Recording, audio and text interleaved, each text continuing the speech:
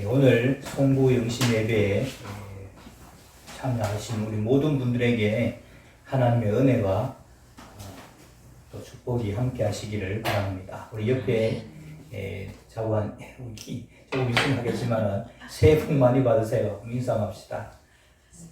새해 복 많이 받으세요. 새해 복 많이 받으세요. 새해 복 많이 받으세요. 오늘 우리가 읽은 에스더서는 책 내용이 스토리로 되어 있어서 재미가 있습니다. 에스더를 읽는 분들은 처음부터 끝까지 다 읽기 때문에 그 내용을 모르시는 분들이 아마 없을 것입니다. 이 책은 특이하게도 성경책 안에 하나님이라든지 여호와라든지 이런 단어가 한마디도 나오지 않습니다. 하나님이라는 단어도 안 나오고 여호와라는 단어도 안 나옵니다. 제가 현상금을 걸겠습니다. 만약 그런 단어를 한 단어라도 찾으면 100만 원을 드리도록 하겠습니다. 하나님이라는 말은 나오지 않지만은 하나님께서 역사하시고 섭리하신다는 내용이 다른 어떤 책보다도 더 잘 드러나는 책이기도 합니다. 하나님이나 여호와라는 말만 들어도 경기를 익히는 사람들이 있죠. 그래서 전도라는 거에 씨도 안 먹히는 사람들, 그런 사람들에게 한번 읽어봐라. 이게 쭉 성경으로 나와 있으면은 이 에스더서를 이렇게 선물로 줘서 읽어보게 하면은 하나님이 역사하셨다 하는 것을 보여줄 수 있는 책이기도 한 것이죠. 때는 여러분 페르시아 때입니다. 세계사를 살펴보면은 아수르라는 나라가 세계사에서는 아시리아로 되어 있죠. 아시리아라는 나라가 이제 제국으로 일어났다가 바벨론이라는 나라에게 신바벨로니아입니다. 이제 멸망을 당하고 그 뒤에 이 페르시아가 이 바벨론을 또 멸망시킵니다. 이 바벨론 때에 포로로 잡혀갔던 이스라엘 사람들은 이 페르시아 초대왕 고레스가 칙령을 내려서 이 바벨론에 억울하게 잡혀왔던 사람들 이제 자기 고향으로 돌려보내주는 겁니다. 그러니까 그렇게 하면은 페르시아 왕이 선한 왕이다, 좋은 왕이다. 그렇게 해서 자기가 정복한 땅에서 이제 좋은 평판을 얻게 되겠죠. 그렇게 하려고 일부러 고레서 칙령을 내려서 바벨론 때 포로로 잡혀왔던 사람들 다 본국으로 돌려보내는 그런 일을 했습니다. 그때에 이스라엘 백성들 중에 포로로 잡혀갔던 사람들이 다시 되돌아왔던 사람들이 있는가 하면 그런 사람들은 이스라엘 땅에서 이제 집도 짓고 농사도 짓고 이렇게 하면서 살았는데 다 돌아가지 않고 바벨론 땅에 포로로 잡혀갔던 그 땅에 머물러 있었던 사람들이 있었습니다. 머물러 있었던 사람들의 이야기가 오늘 우리가 읽은 이 에스더서의 배경이 되는 겁니다. 읽어보신 분들은 잘 알겠지만은 그 당시 실권을 쥐고 있던 사람이 하만이라는 사람인데 이 사람이 1인지하 만인지상의 권세를 떨치다가 모르드게라는 사람을 미워해서 모르드게 개인뿐만 아니라 모르드게가 속해 있는 유대인 전체를 죽이려고 하는 그런 계략을 세웠습니다. 근데 이 사건의 전말을 살펴보면은 그 배후에는 악의 세력이 있었다는 것입니다. 그리고 그 사건은 여기 오늘 에스더서에서 시작해서 에스더에서 끝나는 것이 아니라는 훨씬 이전으로 거슬러 올라가는 것을 볼 수가 있습니다. 여러분들 이제 시대가 적으로 좀 복잡해져서 여러분 코팅된 거 주보 사이에 넣어줬죠. 한번 보시기 바랍니다. 지금 여러분 우리가 지금 에스더서를 읽을 때 그때가 어느 때입니까? 그 번호로 하면 포로 기환 시대가 됩니다. 9번이죠. 이때에 일어난 일들입니다. 그리고 이제 훨씬 거슬러서 언제로 올라가는 거니까 옛날 출애굽 시대 때로 거슬러 올라가는 겁니다. 여러분 출애굽 때는 3번이죠. 시간 차이가 납니다. 이스라엘 백성들이 출애굽했을 때 앞에는 홍해가 있죠. 뒤에는 애굽의 군대들이 쳐들어오는 겁니다. 그래서 이 홍해 앞에서 죽음에 직면했다가 극적인 하나님의 도우심으로 이스라엘 백성들은 홍해를 마른 땅처럼 이렇게 건너게 되고 애굽의 군인들은 이 홍해에 수장되는 그런 일들을 겪게 되죠. 그때에 감격해서 막 춤을 추고 노래를 부르고 했던 그 출애굽기 장이 어딘가니까 출애굽기 15장입니다. 모세의 누나 미리암이 막 소고를 치며 춤을 추고 그렇게 한 장면이 나옵니다. 그 다음에 그 이후에 바로 이제 홍해를 건너고 나서 너무 기쁘고 좋잖아요. 그때에 적들이 침입을 하게 돼서 이스라엘 백성들이 침략을 받게 되는데 그 침략했던 족속이 어느 족속인가 하니까 아말렉 족속이었습니다. 아말렉 족속. 침입을 받자 여러분 지도자 모세가 산 위에 올라가서 하나님께 기도합니다. 그리고 그때 이제 여호수아가 선봉에 나가서 싸움을 합니다. 싸움을 이기고 지는 것이 선봉에 나가서 싸우는 이 여호수아에게 달려있는 것이 아니고 모세가 이렇게 손을 들고 기도하는 것에 달려있는 겁니다. 기도하는 손이 내려오면 이스라엘 백성들이 밀리고 올라가면 이스라엘 백성들이 이기는 겁니다. 이걸 보고는 아론과 홀이 두 사람이죠. 모세의 손이 내려오지 않도록 옆에서 받쳐주는 바람에 이스라엘 백성들이 승리를 하게 됐다는 겁니다. 그때 전쟁했던 전쟁이 바로 이 아말렉과의 전쟁입니다. 그런데 이 전쟁에서 하나님께서 화가 많이 나셨습니다. 왜냐하면 하나님께서 선택을 하셨어요. 이스라엘 백성들을 선택해서 지금 애굽에서 탈출시켰잖아요. 탈출시키고 이제 홍해 딱 건너는데 침략을 해서 하나님이 택한 백성들을 침략했기 때문에 그리고 공격하는 방식도 정정당당하게 싸운 게 아니고 비열한 방식으로 공격을 합니다. 그래서 내 백성들을 감히 건드려 그러면서 하나님께서 화가 난 거죠. 그러니까 여러분 이스라엘 백성들의 수가 남자만 60만 명이 넘었죠. 60만 3,550명. 그럼 여자도 그 정도 있을 것이고 자녀들 또 노인들 이렇게 합하면 적어도 한 200만 명 정도 됐을 겁니다. 200만 명이면은 우리 성남 시민 2배는 됩니다. 여러분 성남 시민 2배가 움직인다고 생각해 보세요. 그럼 앞에 가는 사람도 있을 것이고 뒤에 처지는 사람들도 있을 겁니다. 근데 이 아말렉 사람들이 뒤에 처져지는 사람들, 이런 사람들이 대체적으로 약한 사람들이 많죠. 이런 사람들을 치고 도망가는 식으로 전쟁을 벌였습니다. 물론 하나님께서 도와주셔서 이스라엘 백성들이 이기죠. 승리를 하고 나서 하나님이 약속을 하십니다. 내가 아말렉 사람들과 더불어 대대로 싸울 것이다. 주보사의 간지 여러분이 있습니다. 우리 지금 내가 여기 있는 이유 밑에 보면 성경 구절이 나오죠. 우리 출애굽기 17장 14절에서 16절 말씀 한 절씩 교독해 보겠습니다. 16절을 같이 봅니다. 여호와께서 모세에게 이르시되 이것을 책에 기록하여 기념하게 하고 여호수아의 귀에 외어 들리라. 내가 아말렉을 없이하여 천하에서 기억도 못하게 하리라. 모세가 제사를 제단을 삼고 그 이름을 여호와 하시라고 이르되 여호와께서 맹세하시기를 여호와가 아말렉과 더불어 대대로 싸우리라 하셨다 하였더라. 우리 신명기 말씀도 같이 보겠습니다. 같은 시대 때 말씀입니다. 신명기 25장 17절에서 19절 말씀. 너희는 애굽에서 나오는 길에 아말렉이 내게 행한 일을 기억하라. 그들이 너를 길에서 만나 네가 불안하게 내 뒤에 떨어지는 약한 자를 쫓고 하나님을 두려워하지 아니하였느니라. 그러므로 내 하나님 여호와께서 내게 기업으로 주어 차지하게 하시는 땅에서 내 하나님 여호와께서 사방에 있는 모든 적군으로부터 내게 안식을 주실 때에 너는 천하에서 아말렉에 대한 기억을 지워버리라. 너는 잊지 말지니라. 그러니까 하나님의 백성들을 감히 겁도 없이 건드려서 하나님께서는 얘가 아말렉과 대대로 싸울 것이다. 이렇게 말씀하셨다는 겁니다. 근데 정말로 그 약속을 하시고는 아말렉 족속이 이제 민족이 좀 크질만 하면은 가서 거의 몰살을 해버리고 크질만 하면 가서 또 몰살을 해버립니다. 그게 몇 년 거의마다 거의 반복되는 거니까 거의 한 400~500년마다 반복이 된 겁니다. 그러니까 여러분, 우리 사람들의 대수는 보통 몇 년으로 잡아요? 한 대. 30년, 40년 뭐 그렇게 잡죠. 그런데 하나님의 대수는요, 한 대대로 싸운다 했을 때 하나님의 대수는 한 400년, 500년쯤 되는 것 같아요.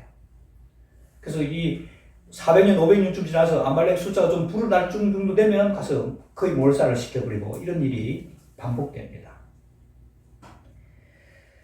그래서 이런 이 모세 때 아말렉 족속과 더불어 대대로 싸우겠다 이렇게 하셨는데 시간이 거의 400년, 500년 정도 흘렀습니다. 여러분 이 표를 다시 한번 보십시오. 보시면 3번이 출애굽과 광야시대죠. 그때 모세입니다. 그리고 정복시대 이 호수아 때니까 아마 한 100년 정도 잡고요.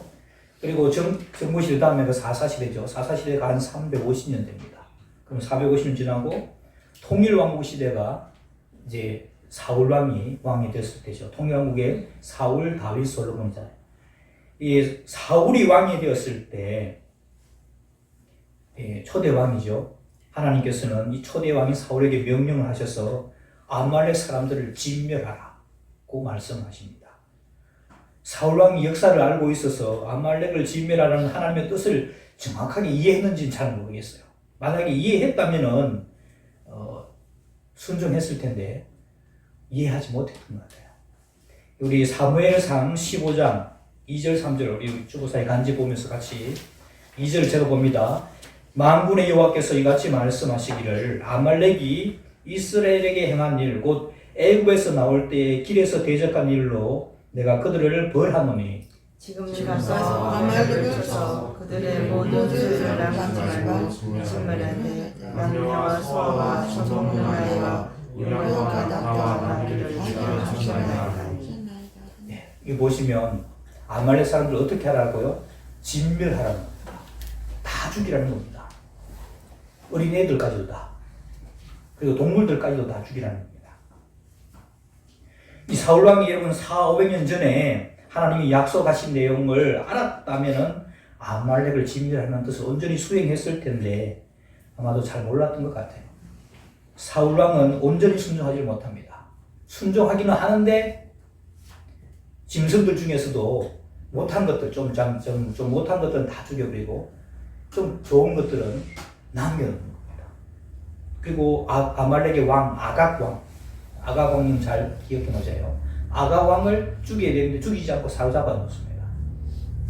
그 당시 제사장이었고 선지자였던 사무엘이 와서 호통을 치죠. 왕이시여 왜 온전히 순종하지 않았습니까? 온전히 순종했더라면 왕의 나라가 길었을 텐데 이제 왕이 하나님의 말씀을 버렸기 때문에 하나님도 왕을 버렸습니다. 그랬더니 핑계를 대면서 백성들이 제사 드릴 때 좋은 제사로 좋은 제물로 제사 드리려고 이 좋은 것 좀 남겨놨다. 양하고 소하고 그 핑계를 대죠. 그랬더니 이 사무엘에서부터 유명한 말이 나옵니다. 순종이 무보다 낫고 제사보다 낫고 듣는 것이 수양의 기름보다 나으니 이는 거역하는 것은 점치는 것과 같고 완고한 것은 사신 우상에 절하는 것과 같습니다. 그리고 사무엘이 이 아각왕, 사로잡은 아각왕을 죽이고 짐승들도 다 죽이게 합니다. 그리고 나서 또 한 400-500년 또 지났어요. 그리고 우리가 오늘 읽은 이 말씀이 펼쳐지는 겁니다. 여러분 에스더서 다시 돌아가겠습니다. 3장 1절 말씀 보겠습니다. 시작. 그 후에 아하수에로 왕이 아각 사람 함므다다의 아들 하만의 지위를 높이 올려 함께 있는 모든 대신 위에 두니. 여기 보면 어디 사람? 아각 사람이죠. 아각 사람. 이 아각이라는 사람 우리 좀 익숙하죠? 제가 기억해 놓으라고 그랬잖아요. 여러분 이 아말렉의 왕의 후손이 아각 사람이라고 보는 겁니다. 성경학자도 그렇게 봅니다. 그래서 이 아말렉의 후손이 바로 하만이라고 그렇게 보는 것이죠. 그렇다면 여러분 이 에스더에서 나오는 이 이야기는 출애굽 17장에 여호와께서 아말렉과 더불어 대대로 싸울 것이다 했던 말씀의 연장선이라고 우리가 볼 수 있겠죠. 그러니까 아말렉의 세력으로 대표되는 하만과 이스라엘 백성으로 대표되는 모르드게와 에스더 이 둘의 갈등 구조는 언제부터 시작된 거예요? 출애굽기 17장 때부터 시작된 겁니다. 저는 이 말씀을 볼 때 하나님이 두려우신 하나님을 다가옵니다. 하나님 겁난다. 예. 400년, 500년 전에 하나님께서 약속을 하셨고 그 약속을 이루시려고 사울왕을 들어서 아말렉 족속을 진멸해라. 그렇게 말씀하시죠. 또 그리고 400~500년이 지나서 대적을 하게 해가지고 이 아말렉 족속을 없애려고 하는 겁니다. 하나님이 두려우신 하나님이면서도 또 신실하신 하나님이라는 사실입니다. 하나님께서 말씀하신 것은 몇백 년이 지나도 반드시 이루어진다는 것이죠. 여러분 몇백 년이 지나면 사람들 그거 기억해요 못해요? 역사에 기록하지 않으면 기억도 못할 거죠. 근데 하나님께서는 그걸 기억해야 안 하세요. 기억하셔서 그걸 다 이루신다는 겁니다. 이런 일들은 여러분 역사를 공부해 보면 많이 있습니다. 사람들은 기억하지 못하는데 하나님께서는 그걸 약속하신 것을 그분의 이름과 명예를 걸고 다 그것을 이행을 하시더라는 겁니다. 두려우면서 우리가 신실하신 하나님을 보는 것이죠. 실권을 잡은 이 하만은 날짜를 정해서 모르드게와 그 모르드게 속해 있는 유대 민족을 다 죽여버리는, 정말 진멸시켜버리려고 하는 그런 조서를 내리는 겁니다.